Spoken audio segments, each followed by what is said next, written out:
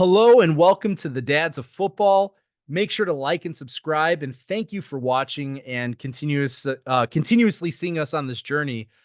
We've got an interesting one for today.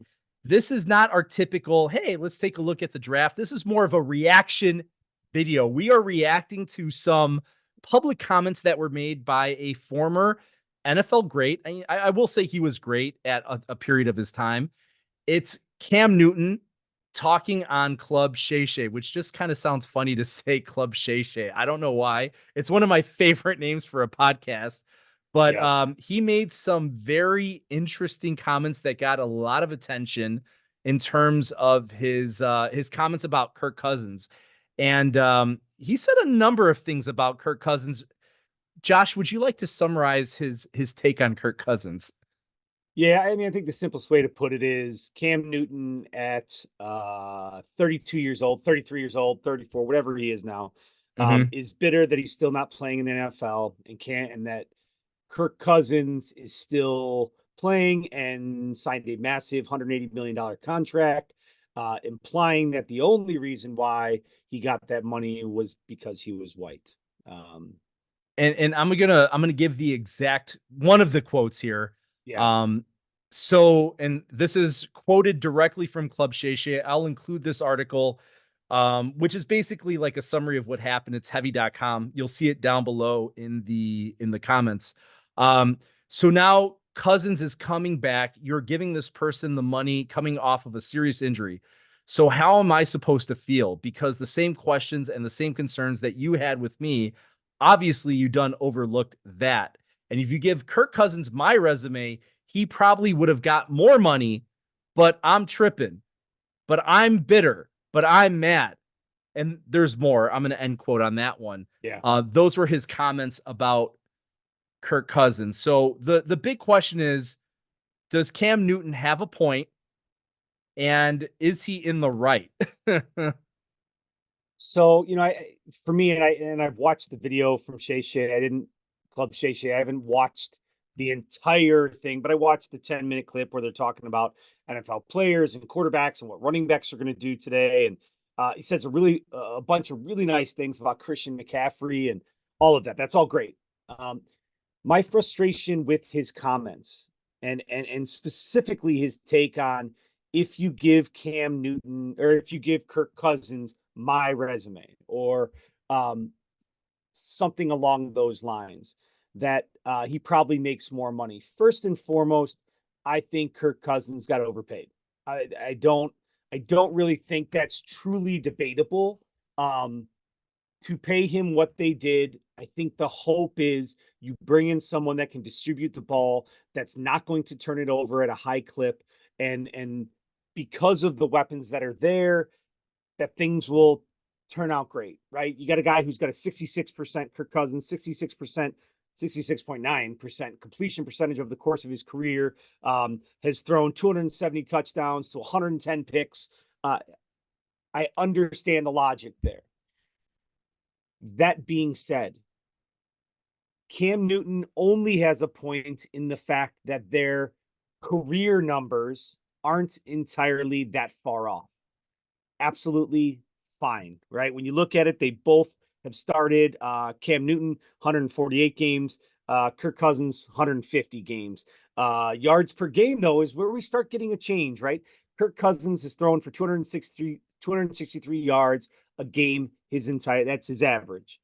Cam Newton was 218. Now, a big part of Cam Newton's career, especially the first 7 years in Carolina, his rushing yards is where he started making some of that extra money. It's why he was MVP, without question. Understandable.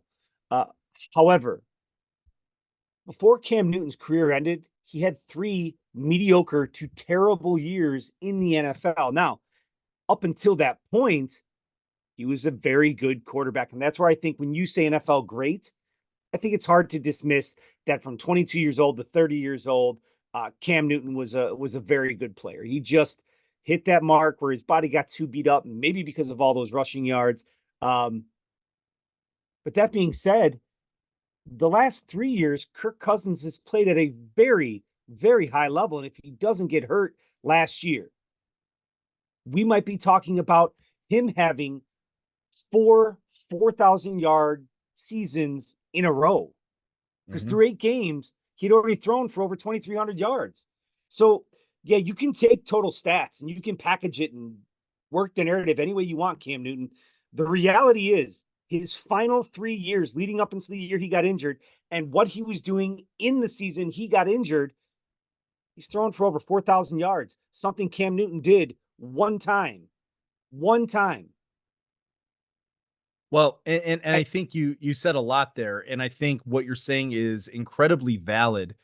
And it's interesting when you look at career arcs. Cam Newton's career arc was this beautiful arc for the first 6 or 7 years of his career. And I'm just looking at the stats: 1, 2, 3, 4, 5, 6, 7. I'll say 8 years of his career. It's a great arc. The phenomenal. difference is Kirk Cousins has aged pretty well, where Cam Newton was on the decline, hardcore decline towards the end of his career. Here we are, Kirk Cousins towards the end of his career, and he's actually getting better in some ways compared to where he was early in his career. So they've basically just hit their strides at different points within their career. Cam Newton started hotter, Kirk Cousins finishing stronger.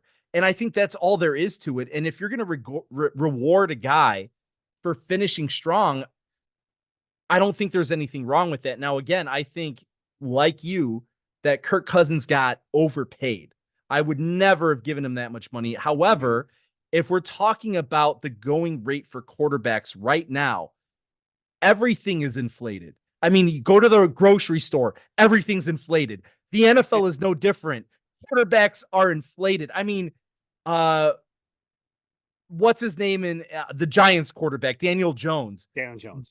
How much was his contract worth? I think he was at, was it 50 a year? Is that what his contract I mean, was? his I his mean, total was between 150 and 180. So right. if you're giving a guy that's completely untested 150 to 180, and now here you have a guy who's a veteran and Yeah. proven, and you're giving him that kind of money, it doesn't seem that far off because we are years and years and years apart based on where Cam Newton was at his peak to where we are today. The league is just inflated. So I think there has to be some mention of that. Daniel Jones, 4 year, $160 million, just for clarification, right? Make sure we get that right. I, I, again, I don't understand the need. And in fairness, Shannon Sharp is asking the question um, that Cam Newton has answered before. I, I don't think it's necessarily a knock specifically on Kirk Cousins' ability, more so on Atlanta for paying him that money. Mhm. However, he does make the comments about resume and you're dismissing, and that this is my frustration with Cam Newton. You are painting a narrative based on career numbers, and without question, Cam Newton's best year of football was better than Kirk Cousins' best year of football. Kirk Cousins threw for 4,900 yards in 2016 and still only had, and this is what actually shocks me, 25 touchdowns. So I understand what Cam Newton's saying resume wise. However, Atlanta is paying him for come in, solidify some things for us. So, we need some solid quarterback play.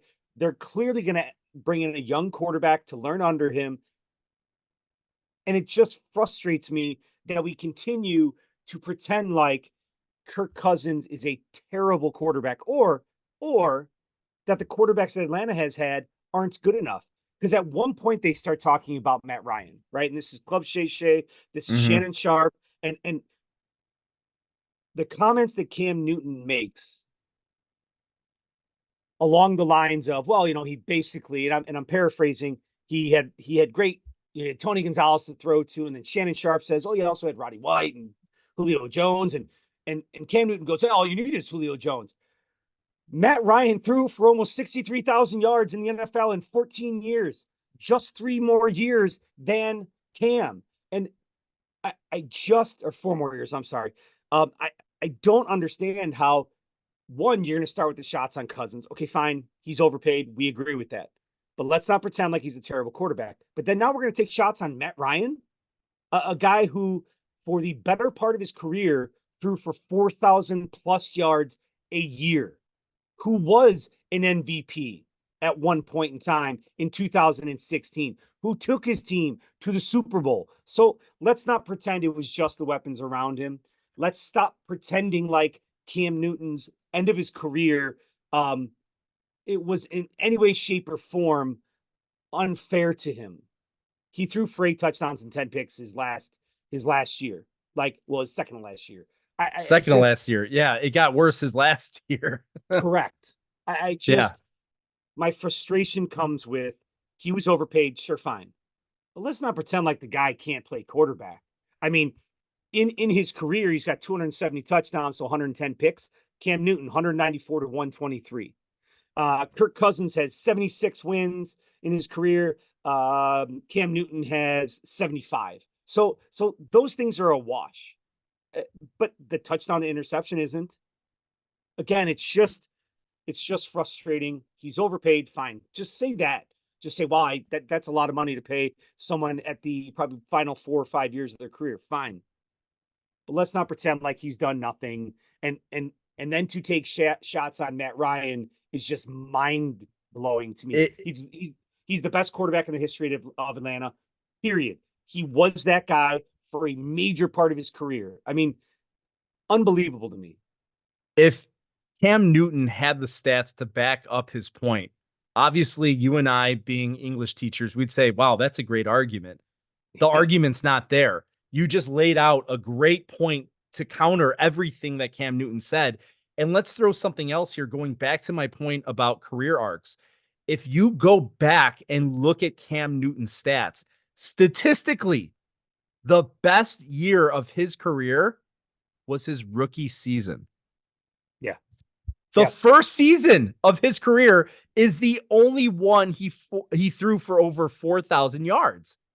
And on top of that, not only that, he rushed for 706 yards, ran for 14 touchdowns, and threw for 21. That is a monster year for a quarterback.